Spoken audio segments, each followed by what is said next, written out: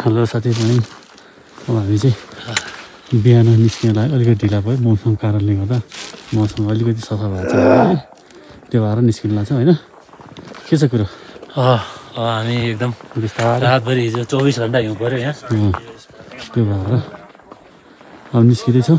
यस्तो छ पुरै दायाँ बायाँ हिस। अहिले बाटो खोल्न लाउँछु भन्ने हाइकम थोरङ्गा पिकमा आइपुगेका छौँ। 50 टका कहाँ हो त? पिक भन्छ त त्यो थोरङ्गा पिक त्यो हो। हाम्रो जस्तो लाग्छ तीनजना बल्ल बल्ल आइपुगेका छौँ। त्यो खुसी लागेछ। हाम्रो सरहरूले बाटो खोलिदिनु भएको आइरहेको छौँ। यो चाहिँ एभरेस्टै चढाएको जस्तो भएको हामीलाई चाहिँ होइन।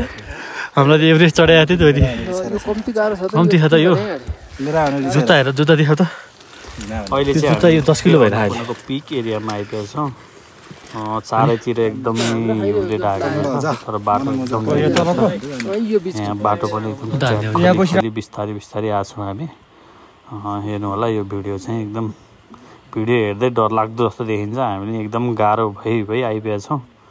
हेर्दैछौँ योभन्दा अगाडि कस्तो हुन्छ। अब माथि नेक्स्ट भिडियोहरूमा चाहिँ अब कस्तो हुन्छ भनेर हामी भिडियो बनाउनेछौँ। कन्टिन्यू हेर्नु होला।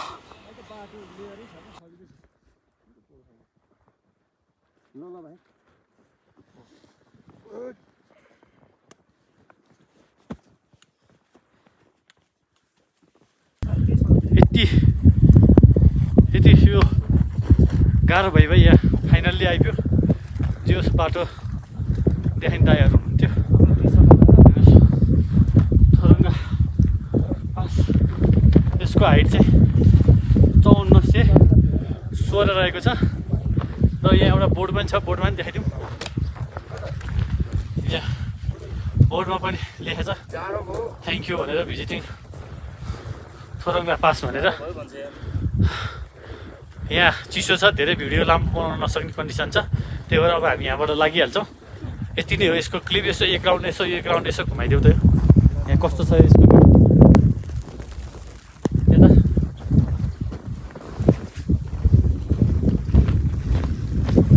यति चिसो अब कुरै छोड्थ्यो, हावा लागिरहेछ है। अब हामी यहाँबाट निस्क्यौँ। अब हामी धेरै बेर बस्दैनौँ किनभने हावा चलिरहेको अलिअलि। It's freezing cold out here. Last मेरो यो मोबाइलमा समातेको हात पनि चिसो भइरहेको, एकदम चिसो। स्ट्रोम आइरहेको अहिले। हिउँ पनि परिरहेको, अलिअलि परिरहेको। हावा र हिउँ एकैचोटि। त्यो हामी चाहिँ माथिबाट झरिरहेको छौँ। बाटो ओह्रालो छ, हुन्छ। अब हामी बिस्तारै यहाँबाट मुक्तिनाथ निस्किन्छौँ।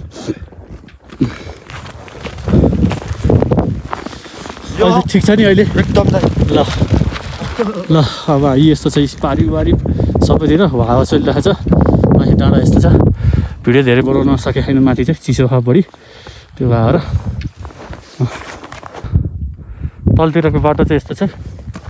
हामी चाहिँ पुरै ओह्रालो लाग्दैछौँ। माथिबाट केही नभने हामी 500-600 मिटर तल आइसक्यौँ होइन। जति उकालो हिँड्न गाह्रो थियो, अहिले ओह्रालो हिँड्न अलिक सहज छ। एकदम छिटो नै तलतिर आइदिइसकेका छौँ हामी। ल हामी साथीहरू माथि पुरै हिउँ छ। हामी फेरि निराइ पनि लाग्यो है। यहाँ पुरै हिउँ छ है। अब यहाँ पारी छैन, अब केही पनि रहन्छ। ल हेर्नुहोस्, यो चाहिँ फेदी भन्छ ठ्याक्कै। त्यहीँ गएर खाना खाने हो। यतातिर हिउँ छ पुरै। अब त्यहाँ चाहिँ केही छैन। अब त्यहाँबाट हामीलाई धेरै लाग्दैन भन्दैछन् मुक्तिनाथ चाहिँ। मुक्तिनाथ धेरै लाग्यो भने 1 घन्टा भने ल। अहिले हामी त्यहाँ फेरिमा पुगेपछि अर्को भिडियोको क्लिप हालौँला। चाहिँ फाइनल्ली यो चाहिँ के भन्छ यसलाई? केपिएस भन्छ, फेदीमा आइपुगेका छौँ। अहिले हामी आएको चाहिँ यो डाँडा कति माथिबाट हो, कति माथिबाट। ल हेर्नुहोस् डाँडा कति आयो हामी लगभग 1700 होइन 54बाट 42मा झऱ्यो। 1200 ल 1200 हाइट पनि आएर हामी त्यहाँ खाना खाएर अहिले यहाँ आउँदैछौँ। ल यो बाटोमा हिँड्नलाई यति गाह्रो भएको छ नि, त्यो कुरै छैन। कति अब भ्यू चाहिँ कस्तो छ यहाँनिर यतापट्टि हिउँ परे होइन माथि पुरै हिउँ परिरहेको छ यस्तो छ उता मनाङपट्टि पुरै कम्प्लिटली परे होइन मनाङपट्टि देखाइदियो मुस्ताङ त्यही मनाङ फेरि मुस्ताङपट्टि पनि ऊ छैन हाम्रो आजको टाइमिङ कति घन्टा लाग्यो भन्नु 3 घन्टा 5 घन्टा थोरङला हाई क्याम्पबाट थोरङला पास 5 घन्टा त्यहाँबाट यो फेरि 3 घन्टा 8 घन्टा हिँडिसक्यौँ हामी अब हामी 1.5 घन्टामा मुक्तिनाथ पुग्छौँ आज मुक्तिनाथमै आज बसोबास चाहिँ आज मुक्तिनाथमा अब मुक्तिनाथपछि भोलि के हुन्छ त्यो नेक्स्ट भिडियोमा आउँछ हेलो साथीहरू हामी चाहिँ फाइनली मुक्तिनाथ आइपुगेका छौँ मुक्तिनाथको सिन भयो मन्दिर त्यहाँ छ अब बस्छ कि हामी त्यो होटल त्यतातिर बस्छौँ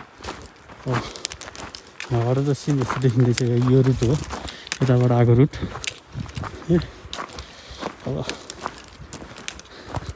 रुममा पुगेपछि बाँकी भिडियो बनाउला है ओके